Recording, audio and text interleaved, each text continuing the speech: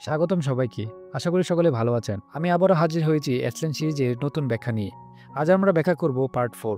তবে তার আগে যারা এখনো চ্যানেলটা সাবস্ক্রাইব করেননি, এখনই সাবস্ক্রাইব করে ফেলো। আর ভিডিওটি ভালো লাগলে একটা লাইক দিতে আর বন্ধুদের সাথে শেয়ার করতে কিন্তু ভুলো না।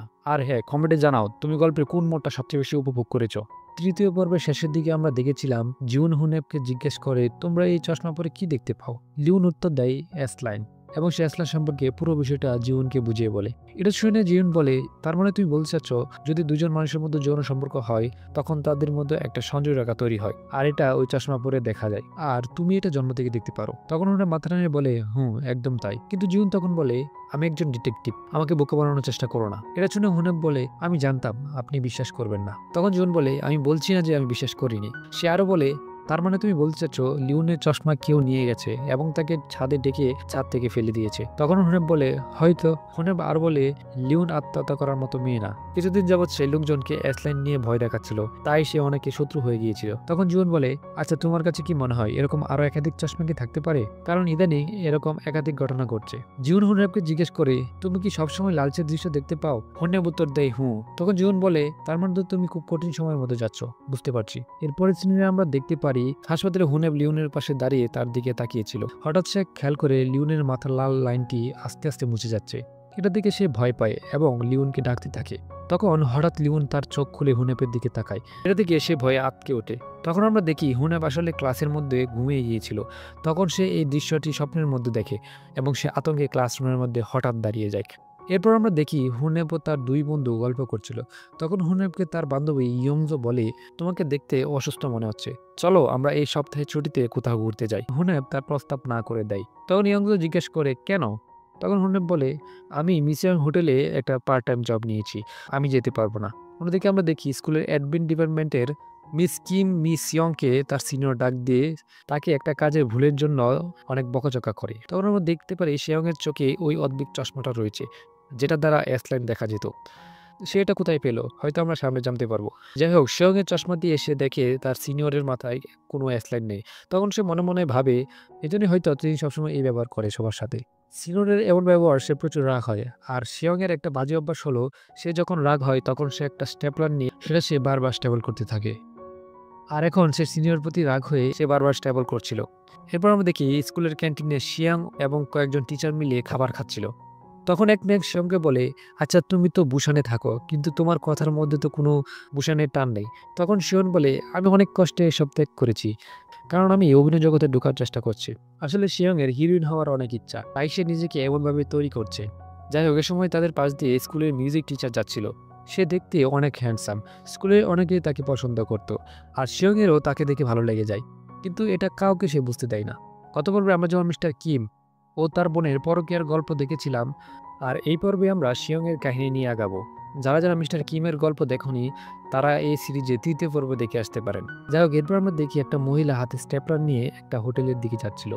আসলে এই মহিলাটা হলো মিস ইয়ং। তার আরেকটা বাজে অভ্যাস হলো সে এমন অদ্ভুত পোশাক পরে প্রতিদিনই হুনেপ যে মোটেলে চাকরি করে সেখানে সে যেত। যাই হোক, এরপর আমরা দেখি জিউন ও তার বন্ধু ভং তারা একসাথে লিওনের গেস্টটা নিয়ে আলোচনা করছিল। বং বলছিল হয়তো গুন্ডা মেয়েটা মানে ইয়ংলি লিওনকে ছাদ থেকে ফেলে দিয়ে পালিয়ে যায়, নয়তো কোরিয়ান টিচার লিওনকে ছাদ থেকে ফেলে দিয়ে আত্মহত্যা করেছে। এটা শুনে জুন বলে হ্যাঁ, এটার সম্ভাবনাই বেশি, কারণ টিচারের ফোনের সিগন্যাল ক্যাম্পাসে পাওয়া গেছে। কিন্তু তার পরিবারের সাথে কথা বলে জানতে পারলাম তার ভয়ঙ্কর রকম অ্যাক্রোফোবিয়া আছে, যার পক্ষে লিওনকে ছাদ থেকে ফেলে দেওয়া অসম্ভব। কিন্তু তাদের কথা যদি সত্যি হয় তাহলে কি হতে পারে। একথা শুনে ভং বলে তাহলে লিওন কি সত্যি আত্মহত্যার চেষ্টা করেছিল। কিন্তু জিউন এটা মানতে রাজি না। তখন জিউন ভঙের কাছে চশমার কথা এসলাইনের কথা বলে। সে বলে লিওন চশমাটা পরে সে বদলে গিয়েছিল। সে চশমার বিষয়ে আরো বিস্তারিত বলতে চাচ্ছিল। ঠিক সেই মুহূর্তে তাদের সামনে তাদের চিফ হাজির হয়। এটা থেকে জিউন ও তার বন্ধু বোর্ডের লেখাগুলো লুকিয়ে ফেলে। এরপর আমরা দেখি হুনেপের বন্ধুরা মোটেলে আসে তার সাথে দেখা করতে। কিন্তু হুনেপ একটু বিব্রত ফিল করছিল। সে বলে তোমরা এখানে থাকতে পারবে না, তোমরা এখনো নাবালিক। তখন নিয়ংজন বলে তুমি তো নাবালিকা, এটাও তো ইলিগেল। সে আরো বলে উপরে কি কেউ আছে, আমরা কি দেখতে পারি। এ বলে তারা দৌড়ে উপরে চলে যাচ্ছিল। এরপর আমরা দেখি হুনেপ ও তার বন্ধুরা মিলে কাউন্টারের ভেতরে তিনজন এক বেঞ্চে বসেছিল। তখন ইয়ংজন হুনেপকে জেসনের দিকে ধাক্কা দিতে থাকে। তখন হুনেপ এসব করতে মানা করছিল তাকে। ঠিক সেই মুহূর্তে তাদের অ্যাডমিন ম্যাম মোটেলে আসে। প্রতিবারের মতোই সে 206 নাম্বার রুম বুক করে। তিনি যখন উপরে যাচ্ছিল ইয়ংজন পর্দা উঠিয়ে তাকে দেখে। সে দেখে বলে ওনাকে কোথায় যেন দেখেছি দেখেছি মনে হচ্ছে। এরপর আমরা দেখি মিয়েসং রুমের ভিতরে যাই। সে রুমের বেডে শুয়ে সিলিংয়ের দিকে তাকিয়ে থাকে আর বারবার একটি কথাই বলছিল। সে বলছিল, আমি জীবনে অনেকের সাথে প্রেম করেছি, কিন্তু তোমাকে দেখার পর থেকে অপরিচিতদের সাথে ইন্টিমেট হয়ে আমার মন ভরাতে পারিনি। সে এসব কথা বারবার বলছিল। আসলে শিয়ং হিরোইন হতে চায়, তাই সে প্রতিদিন এখানে এসে অভিনয়ের প্র্যাকটিস করত। যাই হোক, এরপর আমরা দেখি ইয়ংজন মোটেলের ছাদে উঠে চিৎকার করে বলছিল, আমি সেক্স করতে চাই। তখন জেসন বলে, তুমি এসব কিভাবে করবে, তোমার তো বয়ফ্রেন্ড নেই। তখন ইয়ংজন বলে, এখন নেই, কিন্তু আগে ছিল। তখন হুনে ইয়ংজোর দিকে তাকিয়ে দেখে ইয়ংজনের মাথায় কোনো অ্যাসলাইন নেই। ঠিক তখন নিচ দিয়ে মিস ইয়ং যাচ্ছিল। তখন ইয়ংজন তাকে দেখে বলে, আমি বলেছিলাম না তাকে কোথাও দেখেছি, তিনি আমাদের স্কুলের অ্যাডমিন অফিসের কাজ করে। তখন হুনেপ দেখে শিয়ংয়ের মাথায় শুধু একটা অ্যাসলাইন আছে। এরপর আমি দেখি শিয়ং বাসায় যায়। তার বাসায় কোনো রকম শব্দ করা যায় না, শব্দ করলেই একটা লাল লাইট জ্বলে ওঠে। আচ্ছা যাই হোক, এরপর আমরা দেখি জুন হুনেপের বাবা মারা যাওয়ার কেসের ফাইলটা দেখছিল। সেখানে সে দেখতে পাই হুনহেপের বলা অ্যাসলাইনের কথা সেখানে লেখা আছে। এটা দেখে জিউন অ্যাসলাইনের বিষয়টা বিশ্বাস করতে থাকে। এরপর আমরা দেখি জিউন ও হুনেপ হসপিটালে বসে। জিউন হুনেপকে জিজ্ঞেস করে, আচ্ছা লিউর মাথায় কয়টা অ্যাসলাইন রয়েছে? তখন হুনেপ বলে, আমি কারো ব্যক্তিগত বিষয় কারো কাছে বলি না। এটা শুনে জিউনের আর বুঝতে দেরি নেই যে লিউনের মাথায় অ্যাসলাইন আছে। তখন জিউন হুনেপকে জিজ্ঞেস করে, লিউনের অ্যাসলাইনটা কি স্কুলের ওই ছেলেটার সাথে যুক্ত? তখন হুনেপ বলে, না, স্কুলের কারোর সাথেই তার অ্যাসলাইন যুক্ত নেই। হুনেপ আরো বলে, আপনি কি ভাবছেন যার সাথে লিওনের অ্যাসলাইন যুক্ত সেই লিওনকে ছাদ থেকে ফেলে দিয়েছে? জুন উত্তর দেয়, সম্ভাবনা আছে। এরপরের সিনে আমরা দেখি হুনেপ টিভিতে একটা নিউজে দেখে শহরের এক জায়গায় একটা খুনিকে হাতে নাতে ধরেছে পুলিশ, কিন্তু খুনির এ নিয়ে কোনো আফসোস নেই। সে হাসছে আর বলছে, এখন আমি শুদ্ধ হয়েছি। হুনেপ হঠাৎ লক্ষ্য করে খুনি লিওনের মতো চশমা পরে আছে। এটা দেখে সে ভাবে, জুন বলেছিল এই চশমার মতো আরো কয়েকটি চশমা থাকতে পারে, তার মানে এটা সত্য। নিশ্চয় চশমা আর একটাই নেই। এরপর আমরা দেখি শিওন ওই মিউজিক টিচারের কাছে যায়। মিউজিক টিচার তখন একটা ছোট্ট রুমে বসে মিউজিক শুনছিল। এরপর শিওন গিয়ে তার পাশে বসে এবং বলে, আপনি মিউজিক সম্পর্কে অনেক কিছু জানেন তাই না? তখন মিউজিক টিচারটা বলে, তাতে আমার কিছু যায় আসে না, আমার এই স্কুলের বাচ্চাদের সাথেই সারাদিন কাটাতে হয়। এরপর মিউজিক টিচারটা শিওনকে বলে, আপনার কি কোনো স্বপ্ন আছে? শিওন উত্তর দেয়, অনুমান করুন তো কি? তখন মিউজিক টিচারটা বলে, আসলে আপনি এখানে থাকতে চান না, আপনি অভিনয় করতে চান। এটা শুনে শিওন মিউজিক টিচারের উপর ইমপ্রেস হয়ে যায়। তখন সে আয়নায় তাদের দুজনের মধ্যে একটা অ্যাসলাইন চিন্তা করে। যাই হোক, এরপর আমরা দেখি জেসন হুনেপকে বলছিল, তুমি কি আজকে ফ্রি আছো? আসলে হুনেপেরও কোনো কাজ ছিল না, তাই তারা দুজন মিলে একটা সুইমিং পুলে যায়। তখন জেসন বলে, আমি এখানে প্রায়ই প্র্যাকটিস করতে আসতাম, কিন্তু এখন আমি প্র্যাকটিস করা ছেড়ে দিয়েছি। এরপর হুনেপ গভীরভাবে পানির দিকে তাকিয়েছিল। হঠাৎ সে কি মনে করে পুলের মধ্যে ঝাঁপ দিয়ে দেয়। এসব দেখে জেসন কিছুই বুঝতে পারেনি। এরপর হুনেপ পানি থেকে উঠতে দেরি হওয়ায় জেসনও পানিতে ঝাঁপ দেয়। এটা দেখে তারা দুজনেই হাসতে থাকে। যাই হোক, এরপর তারা উপরে উঠে আসে। হুনেপের ঠান্ডা লাগছিল বলে জেসন তার জ্যাকেটটা হুনেপকে পরিয়ে দেয়। এরপর তারা রামেন খেতে বসে। আর জেসন হুনেপকে জিজ্ঞেস করে, তুমি হঠাৎ পানিতে ঝাঁপ দিলে কেন? তখন হুনেপ জেসনকে অ্যাসলাইনের কথা বলে। সে বলে, আমি জন্ম থেকেই মানুষের মাথার উপর লাল লাইন দেখতে পাই। এটা শুনে জেসন মাথায় আঙ্গুল ধরিয়ে দেখায়, ঠিক এইরকম? হুনেপ বলে, হুম। সে হুনেপকে আরও জিজ্ঞেস করে, আচ্ছা আমার মাথায় কি আছে? তখন হুনেপ বলে, না, নেই, আমার মাথায়ও নেই, গজিনের মাথায়ও নেই। এটা শুনে জেসন মুস্কি হাসছিল। তখন হুনেপ জিজ্ঞেস করে, তুমি কি আমার কথা বিশ্বাস করেছ? জেসন বলে, করেছি। তুমি আমার সাথে মিথ্যা বলতে যাবে কেন? তখন হুনেপ বলে, আমি খুব অদ্ভুত তাই না? জেসন বলে, তুমি সাধারণের কাতারে পড়ো না। এরপর আমরা দেখি হুনেপ যখন রাতে ঘুমাচ্ছিল তখন শুয়ে শুয়ে সে জেসনের কথা ভাবছিল, তার গায়ে জ্যাকেট জড়িয়ে দেওয়ার কথা ভাবছিল। এরপর সে আয়নায় তার মাথায় একটা অ্যাসলাইন কল্পনা করে।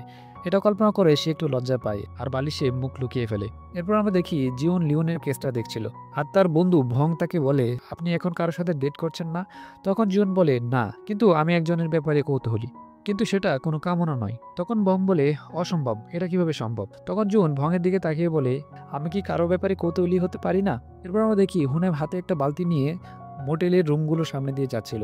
হঠাৎ সে শুনতে পায় 206 নাম্বার রুম থেকে অদ্ভুত আওয়াজ আসছে। আসলে রুমের ভেতরে শিয়ং সে বারবার বলছিল, আমি জীবনে বহু মানুষের সাথে প্রেম করেছি, এই কথা সে বারবার বলছিল। এরপর আমরা শিয়নের কাছ থেকে জানতে পারি, কিছুদিন আগে এই মোটেলটা অনেক নির্জন ছিল, কেউ আসতো না, তাই সে এখানে এসে তার অভিনয় প্র্যাকটিস করত। কিন্তু একদিন হঠাৎ সে এই চশমাটা এই রুমে খুঁজে পায়, যে চশমাটা দিয়ে সে অ্যাসলাইন দেখতে পায়। এরপর আমরা দেখি এই রুমে একটা ছিদ্র ছিল, যে ছিদ্র দিয়ে পাশের রুমে কি হচ্ছিল সব দেখা যেত। আসলে এই সব কিছুই শিয়নের মানসিক রোগে পরিণত হয়েছিল। যাই হোক, এরপর শিয়ন দেখে পাশের রুমে কে যেন ঢুকেছে। সে ছিদ্র দিয়ে দেখে তার স্কুলের মিউজিক টিচারটা ওই রুমে ঢুকেছে, যাকে সে পছন্দ করত। এরপর সে জানতে পারে মিউজিক টিচারটা জনপ্রিয় অভিনেত্রীর সাথে অ্যাফেয়ার চলছিল। মেয়েটির মাথায় অনেকগুলো অ্যাসলাইন ছিল এবং একটা অ্যাসলাইন মিউজিক টিচারের সাথে যুক্ত ছিল। এটা দেখে শিয়ং হতভম্ব হয়ে যায়। সে এটা কোনোভাবেই মানতে পারছিল না। তার কাছে এটা মেনে নেওয়া অনেক কষ্টকর ছিল। যাই হোক, এরপর আমরা দেখি হুনেপকে জেসন মেসেজ দিয়ে দেখা করতে আসবে কিনা জিজ্ঞেস করছিল। সেও না আসে, কিন্তু আজকে সে তার স্বাভাবিক রূপে এসেছে এবং আজকে সে একটু বেশি সময়ের জন্য 206 নম্বর রুমটা নেই। এরপর সে একটা প্ল্যান সাজায়। যখন সেই অভিনেত্রী মিউজিক টিচারের সাথে দেখা করতে আসছিল, এরপর শিয়ং পেছন থেকে তার মাথায় প্রচণ্ড জোরে আঘাত করে এবং তাকে তার রুমে নিয়ে যায়। এরপর শিয়ং ওই অভিনেত্রী সকল পোশাক পরে মিউজিক টিচারের রুমে যায়। টিচারটা শিয়ংকে দেখে তাকে চিনে ফেলে। তিনি বলে, মিস শিয়ং, আপনি এখানে? আপনি কি করে জানলেন আমি এখানে? তখন শিয়ং বলে, আমি আপনাকে একটা কথা বলতে চাই। একথা বলে সে ওই কথাটা আবার বলতে শুরু করে, যেটা সে রুমে এসে বারবার বলতো। সে বলছে, আমি বহু মানুষের সাথে প্রেম করেছি, কিন্তু যখন আমি তোমাকে দেখেছি এরপর থেকে কেউ আমার হৃদয় ভরাতে পারেনি। একথা বলছে আর টিচারের কাছে যাচ্ছিল। কিন্তু একথা শুনে টিচারটা হতভম্ব হয়ে যায়। সে কিছুই বুঝতে পারছিল না। তখন টিচারটা শিয়ংকে ধাক্কা দিয়ে সরিয়ে দেয়। এরপর টিচারটা যখন রুম থেকে বেরিয়ে যাচ্ছিল, এরপর শিয়ং তার হাতে থাকা স্টেপলার, যেটা সে হাতে করে নিয়ে এসেছিল, শিয়ং স্টেপলারটা টিচারের দিকে ছুঁড়ে মারে। তখন টিচারের শরীর খারাপ লাগতে থাকে আর তিনি আস্তে আস্তে ফ্লোরে পড়ে যায়। কিন্তু শিয়ং তাকে কিছুই করছিল না, কারণ সে এর আগে টিচারের বোতলে ঘুমের ওষুধ মিশিয়ে রেখেছিল। এরপর আমরা দেখি শিয়ং টিচারের সাথে বিছানায় শুয়েছিল আর শিয়ং বারবার ওই একই কথা বলছিল, যেটা সে সবসময় বলতো। কিন্তু হঠাৎ সে খেয়াল করে টিচারটার মাথা থেকে প্রচুর পরিমাণে রক্ত বের হচ্ছিল। এটা দেখে শিয়ং ঘাবড়ে যায়। তখন সে টিচারের উপরে উঠে তাকে বাঁচাতে চেষ্টা করে, কিন্তু সে দেখতে পায় টিচারটার মাথায় অ্যাসলাইনটা আস্তে আস্তে মুছে যাচ্ছে, মানে সে মারা যাচ্ছে এবং টিচারটা মারা যায়। এটা সে কোনোভাবেই মানতে পারছিল না। সে অনুতপ্ত হয়। তাই সে নিজেকে প্রায়শ্চিত্ত করার জন্য সে হোটেলে বাথটাবে বসে তার হাতে পায়ে স্টেপলার মারতে থাকে এবং সে এই বাথটাবেই রক্তক্ষরণে মারা যায়।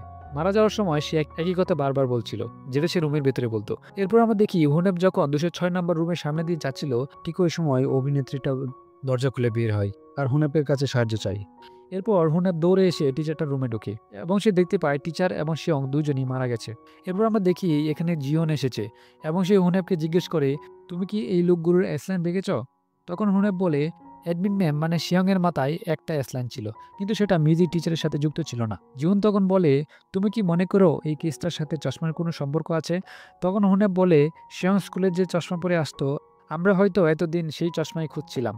সে এখানে আসলে একদম আলাদা লাগতো। সে হয়তো চশমা পরার পর নিজেকে আলাদা ভাবা শুরু করেছিল।